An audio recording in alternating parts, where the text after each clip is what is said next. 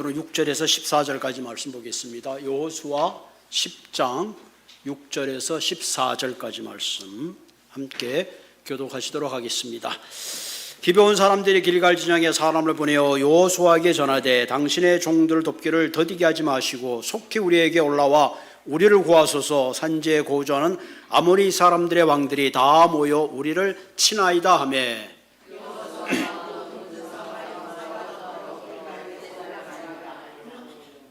그때 여호와께서 여호수아에게 이르시되 그들을 두려워하지 말라. 내가 그들을 내 손에 넘겨주었으니 그들 중에서 한 사람도 너를 당할 자가 없으리라 하신지라.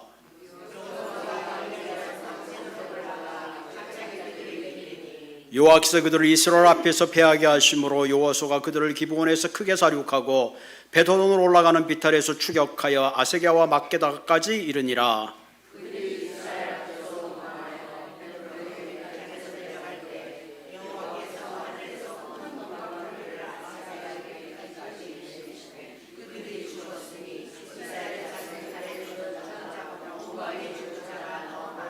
여호와께서 아모리 사람들을 이스라엘 자손들에게 넘겨주시던 날에 여호수아가 여호와께 아뢰어 이스라엘 목전에 이르되 태양아 너는 기브온 위에 머무르라 달아 너는 야알론 골짜기에 그리할지어다 하며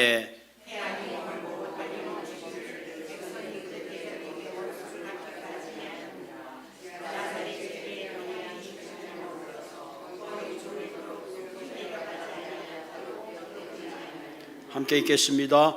여호와께서 사람의 목소리를 들으신 이 같은 날은 전에도 없었고 후에도 없었나니 이는 여호와께서 이스라엘을 위하여 싸우셨음이니라. 아멘. 이 시간에 우리 성가대 찬양해 주시겠습니다.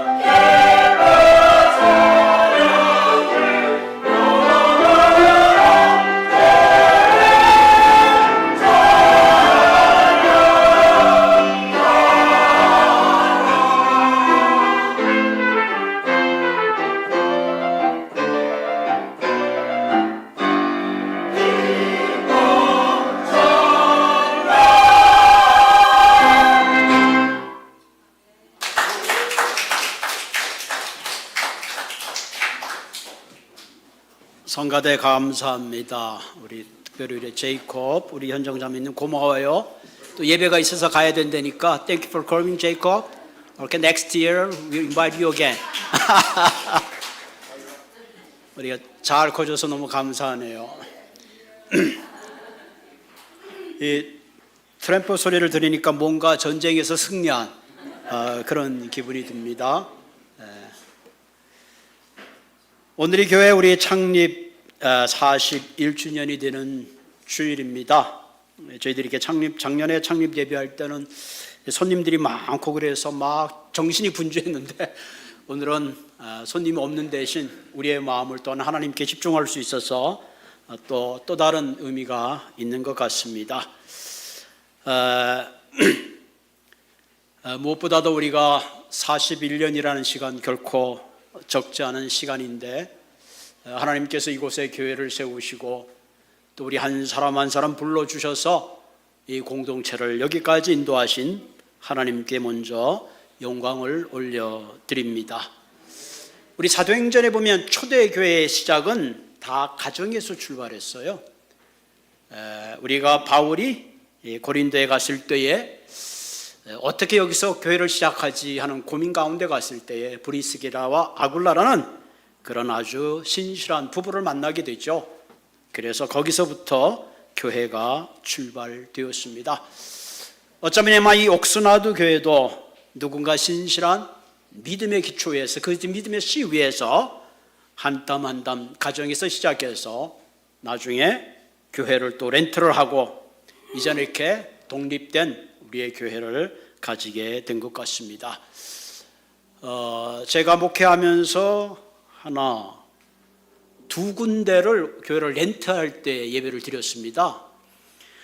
예배 끝나고 나면 미국 사람들이 뭐 김치가 떨어졌네는 등 뭐 얼마나 컴플레인이 많은지 그러다가 그랜데일에 와서 우리가 온 처치를 갖게 됐고 옥스나드에 와서 우리 온 처치를 갖게 됐습니다. 여기 가까이 우리 가말리오의 이상현 목사님, 거기는 아직도 미국 교회 가말리오 교회를 사용하고 있어요. 그래서 늘 얼마나 우리를 부러워하는지, 목사님 아무 때나 김치도 해 먹어도 되고 막 얼마나 부러워하는지 아마 이 모든 것이 하나님의 큰 은혜라 그렇게 생각이 되어집니다.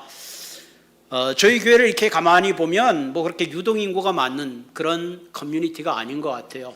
그러다 보니까 이곳에 오래 사신 분들이 참 많이 계시는 것 같아요. 아마 저희 교회 아마 30년 이상 되신 분들 한번 손 들어보세요. 저희 교회 다니신 30년 이상, 30년 이상 되신 분들, 할렐루야, 박수 한번 하십시다. 네. 자, 그 다음에 30년 이하, 손 들어보세요. 박수 한번 하십시다. 할렐루야. 그래요. 저는 가만히 생각해 본 말이에요. 참새 한 마리가 땅에 앉았다 올라가는 것도 하나님의 뜻이 아니라 그랬으면 여러분들이 이곳까지 오는데 얼마나 많은 교회를 거쳐오기도 하고 또 여러 가지 다양한 교회들이 있고 교파들이 있는데 그 가운데 옥스나드 교회에 왔다 하는 건 결코 우연이 아니라 하나님의 큰 섭리인 줄로 믿습니다. 그러므로 하나님께서 여러분이 불러주신 것은 분명히 이 공동체를 통해서 이루고자 하는 그러나 하나님의 분명한 비전이 있으리라 생각이 되어집니다. 성경에 보면 교회를 그리스도의 몸에 비유하고 있으나 그리스도의 몸으로 비유하고 있어요. 참 적절한 비유인 것 같아요. 다시 말하면 교회는 그리스도의 몸이기 때문에 우리의 몸에는 머리가 있고 두 손이 있고 두 발이 있고 각 지체가 있잖아요. 제가 두 발이 있고 두 손이 여기 손가락 하나만 부러진다고 하면 이 부러진 것은 너 그냥 부러졌구나 관심을 안 가질 수 있는 게 아니라 이 손가락 하나 때문에 얼마나 불편하고 얼마나 힘든지 알 수가 없어요. 마찬가지입니다. 교회가 바로 그런 공동체입니다. 세상은 점점 개인주의화되고 인디비주얼이 되지만 하나님은 교회를 커뮤니티, 공동체로 부르셨습니다. 그런 의미에서 우리 한 사람 한 사람이 결코 언론이 아니라 우리는 함께 투게더입니다. 그렇기 때문에 누군가 아프면 내가 아프고 누군가 기쁘면 내가 기쁘고 누군가가 어떤 일이 있으면 우리 모두가 함께 그 일을 나누는 겁니다. 그렇기 때문에 슬픈 일이 있을 때 함께 할 때에 그 슬픔은 반이 되는 것이요 기쁜 일이 함께 할 때에 그 일은 배가 되는 줄로 믿습니다. 그러므로 우리가 신앙생활 하면서 우리 한 사람 한 사람 대할 때마다 내 몸의 주체라 생각하시고 서로 섬기고 사랑하고 함께 나가는 아름다운 그런 공동체가 되기를 바랍니다. 사람이 있는 곳에는 늘 문제가 있어요. 문제가 없는 곳에는 저기 코네어 가면은 문제가 없어요. 거기는 잔잔한 바람만 불고 아주 조용합니다. 그러나 살아있는 존재, 사람은 늘 문제가 있어요. 그러나 문제는 우리가 그 문제를 어떻게 극복하느냐에 따라서 오히려 더 단단해질 수도 있고 더 좋은 관계가 되어질 수도 있습니다. 문제가 있을 때 서로 탓하고 서로 미워하다 보면 오히려 공동체가 약해집니다. 그러나 문제 앞에서 우리가 함께 서로가 힘을 합할 때에 오히려 그 공동체는 더욱더 하나님이 원하는 아름다운 공동체가 될 줄로 믿습니다. 그런 의미에서 저와 여러분 한 분 한 분 둘의 공동체를 생각하면서 서로 사랑하고 섬기고 봉사해서 하나님이 보실 때에 그 어떤 공동체보다 하나님이 기뻐하는 그런 공동체가 되기를 바랍니다. 이 아름다운 공동체를 이룬다는 게 결코 우리의 힘만으로는 불가능합니다. 그러므로 늘 주님께 우리의 공동체를 올려드리고 우리가 함께 기도하고 말씀 앞에 섰을 때에 아름다운 공동체를 이루어갈 수 있으리라 생각이 되어집니다. 유레카라는 말은 그리고인데 이 유레카란 말은 뭔가 특별한 것을 발견했을 때, 깨달았을 때 와 하면서 탄성과 함께 지르는 것이 유레카라는 말의 어원입니다. 원래 이 유레카라는 말은 시라쿠스 왕이 금세공업자에게 자기의 왕관을 만들도록 부탁을 했습니다. 그래서 금세공업자가 왕관을 만들어 왔는데 왕이 보니까 뭔가 자기가 준 금에 비해서는 왕관이 충분히 완성되지 않은 것 같아요. 뭔가 금에 뭐가 섞이지 않아, 은이 섞이지 않았나 이런 의심을 하게 됐습니다. 그래서 그 당시에 과학자요 물리학자인 아르키메데스를 불러가지고 여보게, 내가 금관을 주문했는데 뭔가 조금 문제가 있는 것 같아. 혹시 저 금세공업자가 금을 빼돌리고 은을 섞었는지 알 수가 없네. 자네가 이 금관을 형태를 흐트러지지 않고 그것을 좀 알아봐 줄 수 있겠나? 그런 거예요. 그 당시에 그걸 금이 섞였는지 은이 살짝 섞였는지 알아본다는 거 대단히 힘든 거 아니에요. 아르키메데스가 그것 때문에 고민하고 있다가 어느 날 목욕탕에 들어가는데 물이 넘치는 순간에 아르키메데스가 유레카! 그때 아는 거야. 무게가 부피가 들어가 물이 넘치고 같은 무게라도 질량에 의해서 그 부력이 달라진다. 그것을 깨달은 겁니다. 그래서 유레카 하고 외쳤다고 하는 거죠. 여러분, 우리가 신앙생활 하는 때도 이런 무릎을 탁 치면서 그래 바로 그거야 할 때가 있잖아요. 바울이 그랬어요. 바울은 율법에 철저하게 지켰던 그런 사람이죠. 바울은 율법에 대해서 정통했습니다. 바리새인 중에 바리새인이요, 율법 중에서도 굉장히 누구보다 탁월했던, 율법에 대해서 해박한 지식을 가졌던 바울입니다. 그런데 오늘날 사람이 율법을 지키고 구원받는 게 아니구나, 내가 구원받는 게 율법을 지켜서 받는 게 아니구나, 율법이 10개가 있다면 그 중에 한 개만 내가 어겨도 율법을 어기는 건데 그렇게 가지고 구원받을 인생이 없구나. 우리 인생에 구원받는 것은 내가 율법을 지켜서 구원받는 게 아니라 예수 그리스도를 믿음으로 내가 구원받는구나. 유레카! 할렐루야! 그때 바울이 한 고백이 있어요. 오직 의인은 믿음으로 말미암아 살리라. 할렐루야! 오직 의인은 믿음으로 말미암아 살리라. 이게 유레카예요. 복권이 당첨됐다고 유레카가 아니라 그렇구나. 내가 구원받는 것이 하나님을 믿음으로, 예수 그리스도를 믿음으로 구원을 받는구나. 여러분, 이스라엘 백성들이 출애굽을 했을 때에 바로의 군대들이 쫓아옵니다. 바로 왕이 마음이 변했어요. 우리가 괜히 그 수많은 노동력을 그냥 잃었구나. 다시 그들을 잡아와야지. 그러고 막 바로의 철병거들이 막 추격해 올 때에 이스라엘 백성이 도망을 갔는데 뒤에는 보니까 홍해가 있어요. 그 수많은 백성들이 홍해를 어떻게 건넙니까? 이제 우리는 죽었구나. 이제 우리는 도간의 전지다. 아무도 거기서 피해갈 수 있는 방법을 생각해내지를 못했어요. 그때 하나님께서 모세에게 지팡이를 들어 홍해를 닿는 순간에 홍해가 쫙 갈라지면서 그 안에 뭐가 생겼어요? 길이 생긴 거예요. 바닷속에 길이 있다는 것은 상상조차 못했어요. 바로 유레카입니다. 하나님이 우리가 생각지 못하는 바다 밑에 길을 만드셨구나. 성경에 보면 우리가 상상치 못하는 하나님의 놀라운 일들이 너무너무 많습니다. 그런 의미에서 오늘도 보면 수많은 교회들이 생기기도 하지만 때때로 교회들이 문을 닫기도 해요. 그런데 41년 동안 그래도 무탈하게 우리가 교회를 섬기고 여기서 예배 드릴 수 있다는 것은 수많은 사람들의 헌신과 또 다른 하나님의 특별한 은혜가 아닐 수가 없습니다. 오늘 본문의 사건은 계속해서 이어지는 가나안의 정복사의 사건 중에 하나입니다. 우리가 알듯이 여호수아가 기부스 주민들이 여호수아를 속여가지고 우리는 먼 데서 온 족속입니다, 우리와 화친합시다. 여호수아가 기분 좋게 리더들이 화친을 했는데 알고 봤더니 가나안에 사는 족속들입니다. 그래서 결국은 그 성을 점령하지 못했습니다. 자, 이 소식을 들은 가나안에 있는 연합군 5 왕들이 그 이야기를 들었습니다. 야, 기브온 족속들이 우리와 연합해서 이스라엘을 대적하기로 했는데 이 친구들이 우리를 배신했구나. 이대로 도와서는 안 되겠다. 우리가 한번 본때를 보여야 되겠다. 그래서 가나안의 성의 5 왕들이 연합으로 결성을 해가지고 기브온 성을 쳐기 위해서 전략을 세우고 기브온 주위를 둘러싸고 포위를 했습니다. 이 기브온 주민들이 깜짝 놀랐습니다. 이제 큰일 났구나. 우리 힘으로 저들을 물리칠 길은 없다. 그래가지고 전령을 길가에 있는 여호수아에게 보냈습니다. 여호수아요, 지금 우리는 죽게 됐습니다. 빨리 우리를 와서 도와주지 않으면 우리는 한순간에 연합군에 의해서 박살날 수밖에 없습니다. 빨리 와서 도와주십시오. 그 길가에 있던 여호수아의 군대가 이스라엘 백성들이 큰 고민에 빠졌습니다. 야, 괜히 기부원하고 화친을 해가지고 이런 어려운 결과를 맞게 됐구나. 그동안 여호수아 이스라엘 백성들은 여리고도 그렇고 아이성도 그렇고 한 성 한 성 점령해 나갔는데 만약에 5 왕들이 연합해서 우리를 공격해 한다면 우리는 정말로 감당하지 못할 거야. 괜히 기부원하고 화친해서 괜히 긁어부스럼을 만들었구나 하면서 아마도 책임론이 불일듯이 아마 일어났을지도 모릅니다. 우리는 망했구나. 바로 얼마나 난감한 상황인지 모릅니다.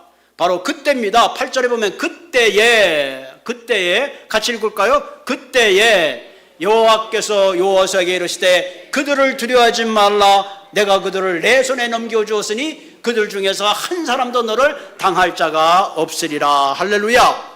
유레카입니다. 할렐루야.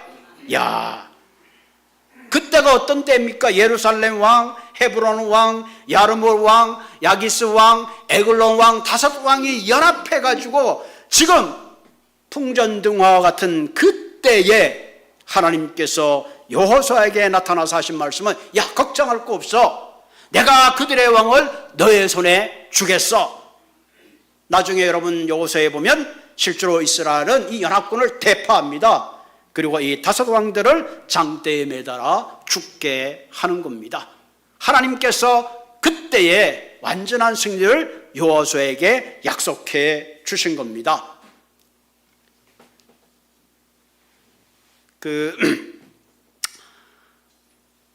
사실은 이스라엘이 5 왕이니까 5번을 싸워야 될 것을 하나님이 한 번에 해결해 주었죠.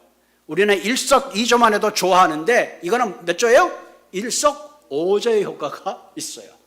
하나님의 계산은 우리의 계산과 달라요.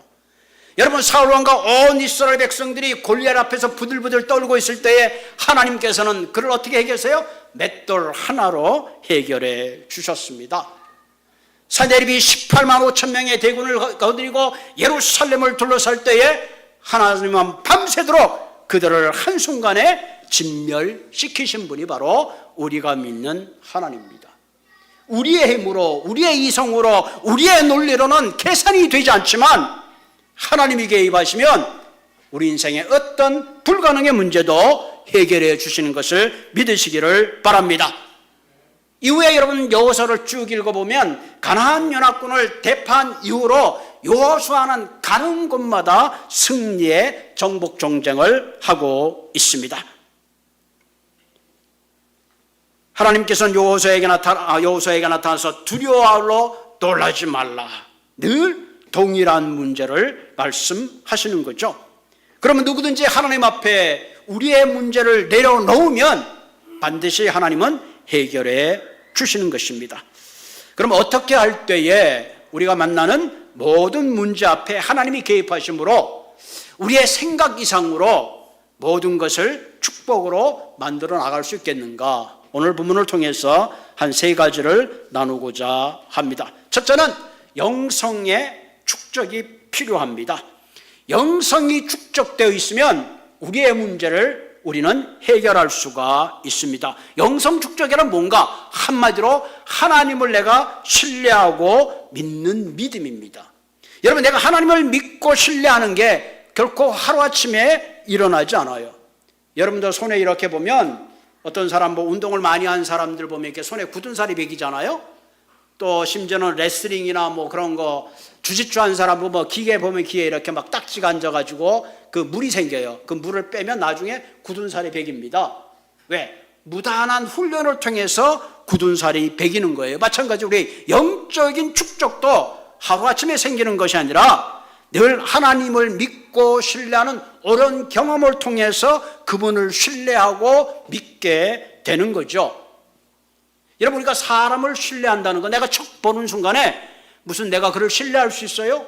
겉모습은 그럴듯해도 한 번 보고 두 번 보고 1년, 2년, 3년이라는 오랜 세월 동안 비로소 알게 되는 거. 아, 저분이 저런 분이구나. 말은 저렇게 해도 속은 다를 것이다. 혹은 속은 달라도 말은 이렇게 할 것이다 하고 그 사람에 대한 신뢰를 우리가 알게 되는 거죠. 여호수아에서 끊임없이 나타나는 하나님은 여호수아에게 두려워하지 말고 놀라지 말라. 문제가 일어날 때마다 하나님은 여호수아에게 나타나서 동일한 말씀을 하시는 거예요. 왜? 여호수아가 모세의 후계자가 됐을 때도 여호수아는 전전긍긍에 있습니다. 내가 어떻게 모세와 같은 지도자가 될 수 있을까? 난공불락인 여리고성 앞에서도 여호수아가 고민하고 있을 때 하나님 것은 군대 장관의 모습으로 그에게 나타나셨잖아요. 아이성에 실패했을 때도 하나님은 그에게 나타나서 두려워하고 놀라지 말라. 지금 가나안의 연합군들이 쳐들어갔을 때도 여호수아에게 두려워하지 않고 놀라지 말라. 왜 이렇게 반복해서 동일한 말씀을 계속해 주는 걸까요? 여전히 하나님을 신뢰한다고 하지만은 그 마음속에는 전적으로 하나님을 신뢰하지 못하는 두려운 마음이 있었기 때문에 그렇습니다. 그런데 여호수아를 가만히 읽다 보면 연합군을 물리친 이 이후로는 여호수아는 담대하게 완전히 적진을 향하여 달려가는 용기 있는 리더로 거듭나는 것을 볼 수 있습니다. 왜 그렇게 됐을까요?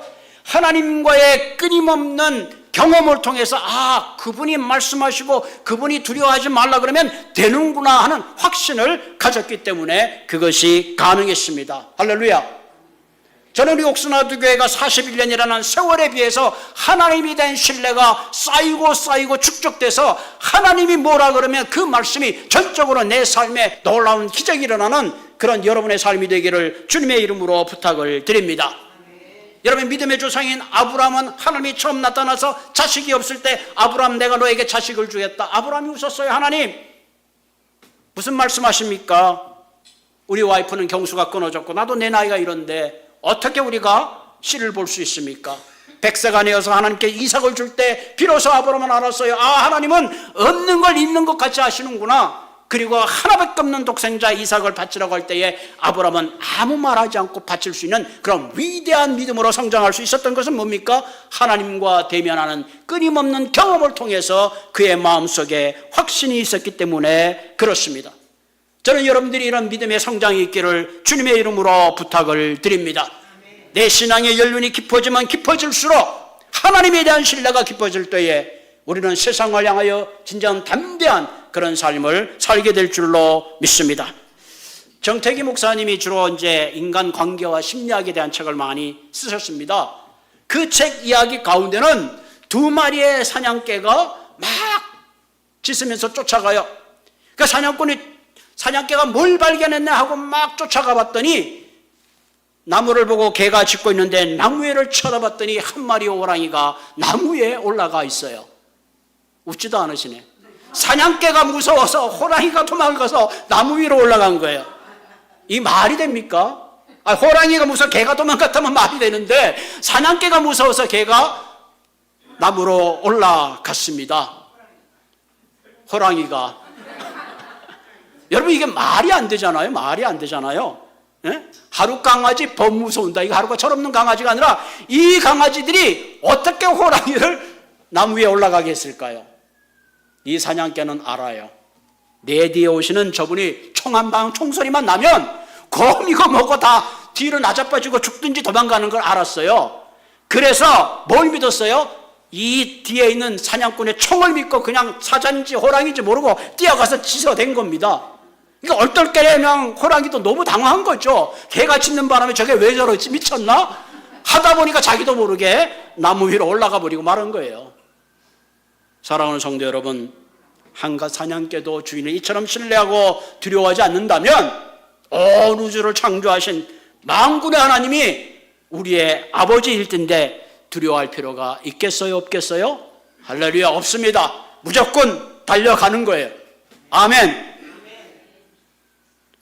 그럼 우리의 삶에 어떤 문제 앞에 있든지 우리는 하나님을 신뢰하고 두려워하지 말고 넘어서시기를 바랍니다. 여호수아에게 하나님이 걱정하지 마라, 가나안의 연합군을 너희들에게 주겠다, 다섯 왕국을 너희에게 주겠다 그랬더니 9절에 뭐예요? 9절 볼까요? 자, 한번 읽을까요?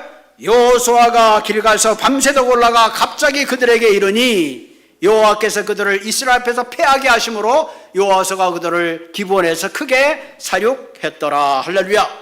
이 사람은 생각지도 못해서 길갈과 기브온은 굉장히 꽤 먼 거리거든요. 하룻밤 사이에 이들이 와가지고 쳐들어오는 바람에 그냥 기겁을 하고 도망가다가 한마디로 대패를 하고 만 겁니다. 사랑하는 성도 여러분, 우리가 신앙생활하면서 영적 굳은살이 배겨야 됩니다. 어떤 일도 우리가 반복을 하다 보면 뭔가 거기에 대한 노하우가 생기잖아요. 우리의 신앙인들도 누구보다도 하나님을 신뢰하는 그런 영적 굳은살이 축적될 때에 우리 삶의 어떤 어려운 문제도 해결해 나갈 줄로 믿습니다. 두 번째 우리에게 필요한 것은 문제를 넘어서서 하나님의 축복의 길로 나가기 위해서는 초자연적인 하나님의 능력을 신뢰하는 것이 필요합니다. 자, 밤에 기습한 여호수아 군대로 말미암아 가나안의 연합군들은 도망가기에 급했습니다. 그런데 하나님이 어떻게 역사했느냐? 오늘 본문 11절에 보면, 본문 11절에 볼까요? 11절에 보면 그들이 이스라엘 앞에서 도망하여 베드론 비탈로 내려갈 때에 여호와께서 하늘에서 큰 우박을 내리심에 그들이 죽었으니 이스라엘 자손의 칼에 죽은 자보다 우박에 죽은 자가 더 많았더라. 칼에 죽은 자보다 우박에 죽은 자가 더 많았더라. 이 말은 뭐예요? 하필이면 그날에 천지지변이 일어나서 우박이 쏟아졌더라가 아니에요. 만약에 천지지변이 일어나서 우박이 쏟아졌더라면 누구예요? 가나안의 연합군도 죽고 이스라엘의 군대도 다 죽었을 거예요. 근데 뭐예요? 하나님이 특별히 개입해서 특별한 기적으로 우박을 통해서 그 가나안의 연합군을 물리치셨다 하는 겁니다. 여러분, 출애굽의 이스라엘 백성들이 맨 마지막 날 죽음의 천사가 지나갈 때에 문설주에 피를 바른 양의 피를 바른 이스라엘 백성들의 장자는 하나도 죽지 않고 애굽의 백성의 장자들만 다 죽었습니다. 다시 말하면 하나님의 초자연 능력이 그들 가운데 함께 했던 것입니다. 심지어 오늘 가장 중요한 대목이 있어요. 13절에 보면, 13절에 볼까요? 한번 읽어볼까요? 시작. 태양이 머물고 달이 멈추기를 백성이 그 대적에게 원수를 갚기까지 하였느니라. 야살의 차례 태양이 중천에 머물러서 거의 종일토록 속히 내려가지 아니하였다고 기록되지 아니하였느냐. 뭐라고 그러세요? 태양이 머물고 달이 멈추어서 이스라엘 백성들이 가나안의 연합군을 진멸하기까지 해가 지지 않았다는 거예요. 실로 놀라운 이야기죠. 야살의 책에 기록된, 야살의 책이라는 것은 일종의 외경입니다. 창세기부터 사사기까지, 우리가 창세기 사사기까지 그 내용 가운데 기록되지 않은 자세한 내용들을 기록해내온 것이 바로 야살의 책입니다. 어떤 사람은 어떤 추석까지 이렇게, 이것은 너무 시적인 표현이다. 그 당시 어떤 그 전쟁에 대한 승리를 시적으로 표현한 것이다. 아니면 해가 졌는데 아마 그 붉은 어떤 해양의 그림자가 남아 있지 않았을까. 뭐 이렇게도 해석합니다. 아마 이렇게 해석하는 데는 여러 가지 인간적인 논리와 그런 그 생각을 했겠죠. 우리가 성경에 있는 모든 기적들을 과학적으로 증명한다는 것은 불가능합니다. 과학으로 증명되었기 때문에 성경의 기적이 있는 것이 아니에요.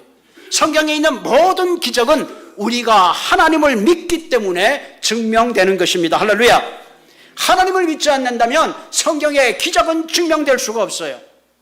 그래서 히브리서 11장 3절에 뭐라 그러냐면은 믿음으로 모든 세계가 하나님의 말씀으로 지어진 줄 우리가 아나니 보이는 것은 나타난 것으로 말미암아 된 것이 아니라 믿음으로 모든 세계가 하나님의 말씀으로 지어준 줄 안다. 할렐루야. 우리가 하나님을 믿기 때문에 하나님이 천지 창조했다는 그 사실을 우리가 받아들이는 겁니다. 태양을 만드시고 달을 만드시고 별을 만드실 때 우리가 옆에서 보았나요? 볼 수도 없지만 불가능한 일이죠. 그러나 하나님을 믿기 때문에 그것이 가능하다는 얘기입니다. 우리가 하나님의 기적을 체험하고 경험하기 위해서는 믿음으로 받아들이고 그분을 신뢰하는 것이 대단히 필요합니다. 물론 때때로 우리가 논리가 필요하고 과학이 필요하고 때로는 증명이 필요한 경우도 있어요. 그러나 오늘 본문에 보면 하나님께서 태양을 멈추시게 하고 달을 멈추시게 하고 우박을 누린 이 놀라운 사건은 과학적으로 논리적으로 설명할 길이 없는 거예요.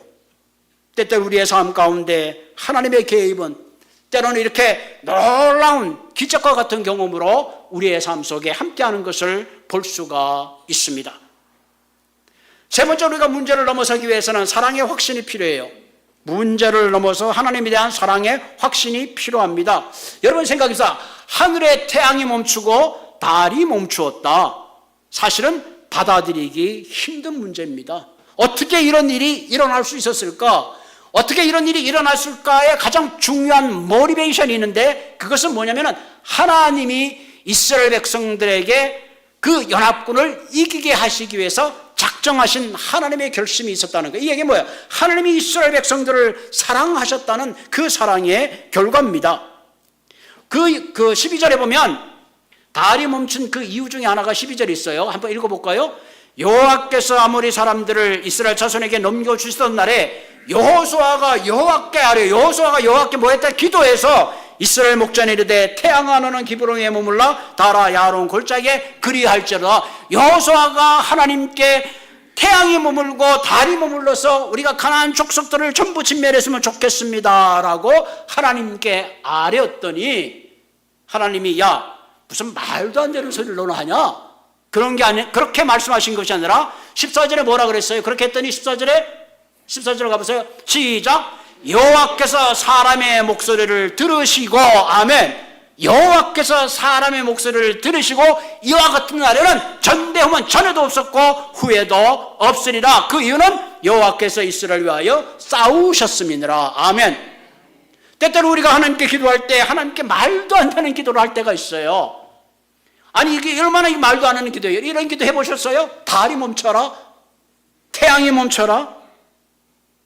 말도 안 되는 이런 기도에 하나님이 응답하시고 사람의 목소리를 들으신 그 이유는 여호와께서 이스라엘을 위하여 싸우시리라. 할렐루야.